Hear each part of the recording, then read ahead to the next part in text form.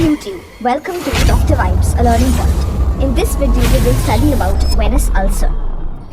So first of all, you should know that where can you usually find the venous ulcer? First common thing you have to say that it is found in the lower limb. Now, there is an area which is called as the gaiter's area. So it is around the medial malleolus. So venous ulcers are usually found in the lower limb, around the medial or the lateral malleolus. And sometimes they can extend to the dorsum of the foot as well. So location is done. Now, how will you get a venous ulcer? Why are you getting or why are you not getting venous ulcer? So first thing, if there is a chronic venous insufficiency disorder in the person, those people are more likely to get a venous ulcer. And this is usually associated with hemosiderosis and lipodermatosclerosis.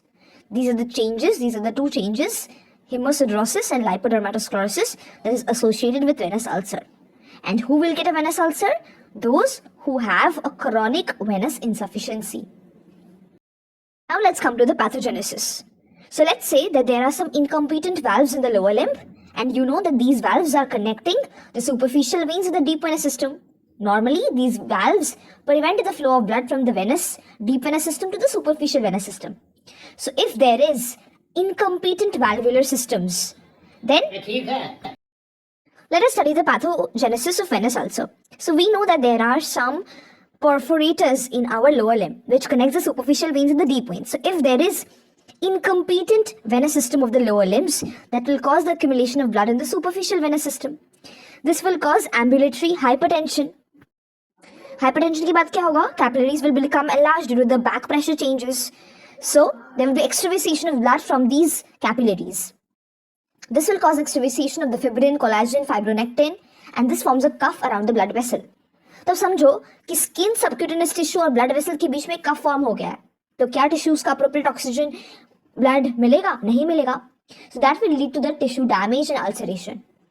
One more thing that I have to say here is that due to the slow blood flow within the capillaries, there will be WBC margination.